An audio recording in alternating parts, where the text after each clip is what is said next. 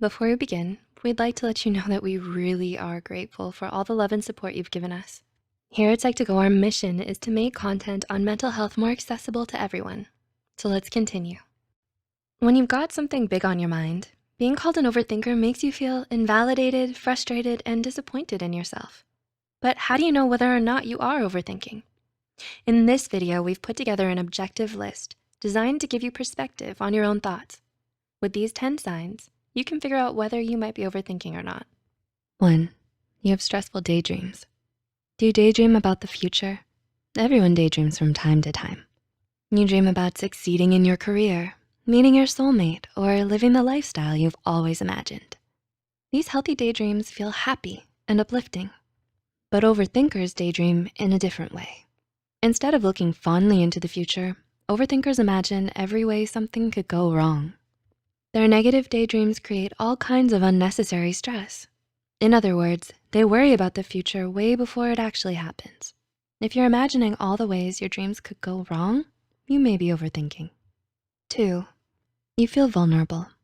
Overthinking places you in a vulnerable state of mind. You're trying to solve your problems, but it feels like you're not making any progress. You feel angry and helpless, which tanks your mood and brings deep insecurities to the surface. In moments like these, people may overreact to small problems or get defensive when loved ones offer a helping hand. If you're feeling especially vulnerable, you may be overthinking. So step back and take a breath. Then you may realize things aren't as bad as they seem. 3, you're indecisive. Have you gone back and forth 20 times on the same decision? Overthinking ruins your ability to make firm, decisive choices. When all the options are swirling through your head, it feels like there's no right answer. Like every solution is just another dead end. If you're stuck wondering what path to follow, you may be overthinking. 4, you can't concentrate. Most people overthink when trying to solve a problem in their life, but overthinking actually hurts your concentration. A 2003 study by Lyubomirsky and others found that overthinking, also known as rumination, damages your ability to focus. When you're overthinking, your brain gets cluttered and distracted, so you stop making progress. You stop moving forward. If you're spending all your time thinking and none of your time doing, you're probably overthinking. 5, you're constantly anxious. How often do you feel anxious?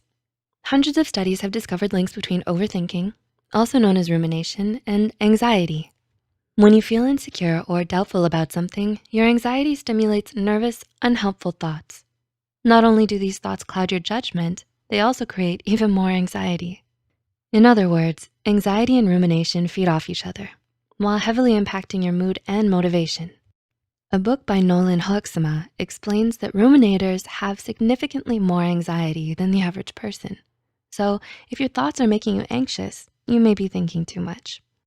6, your bad mood won't go away. Have you been in a bad mood all week? According to a 2000 study by Davis and Nolan, people who ruminate experience longer, more intense periods of negativity. They find themselves stuck in a rut for days or weeks on end. The problem is people cope with negativity by overthinking, but overthinking only worsens your state of mind.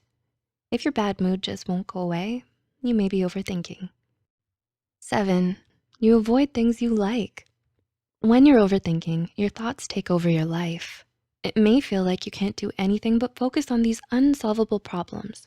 Even your favorite activities start to lose their spark. A 1993 study by Lyubomirsky and Nolan found that people avoid their hobbies when they're overthinking. Whether you like to write, paint, or exercise, your passion begins to dwindle because your mind is clouded by doubt and anxiety. If you're thinking so much that you start to avoid your favorite activities, you might be overthinking. 8, you reinterpret old memories. Are you revisiting old memories? Are you rethinking the past, wondering what went wrong? This is a very common sign of overthinking. A 2006 study by Starr and Maltz found that ruminators, especially those struggling with anxiety and depression, replay past events in their heads.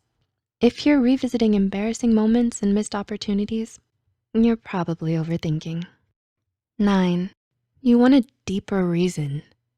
Are you searching for some deeper understanding of yourself? The same 1993 study by Leon Bomersky and Nolan found that ruminators search for a deeper meaning that doesn't exist. You're looking for some grand resolution to your problems, something to lift your mood and relieve your anxiety, but the problem is usually your own train of thought. And 10, you've experienced this before. If you're overthinking now, you've probably done it before. The same 2000 study by Davis and Nolan found that overthinkers ruminate over and over and over again. Each time you run into a problem, mental or physical, you may overthink and drive your mood into the ground. So think back on the last time you felt the way you do now. Was it yesterday? The week before? How often do you worry that you're overthinking? If this is something you've experienced on a regular basis, you might be overthinking now too. Do you relate to any of these signs? Have you ever caught yourself overthinking? How did you know? Tell us about your experiences in the comments section below. If you have someone in your life who's overthinking and you wanna be there for them, offer them a hug or a shoulder to cry on. Help them see that there is hope and that things will get better. Let them know you care about them and that they're not alone in this. You might not completely understand or know what to say, but it'll mean a lot to them if you show them that they're not alone and that you truly do care.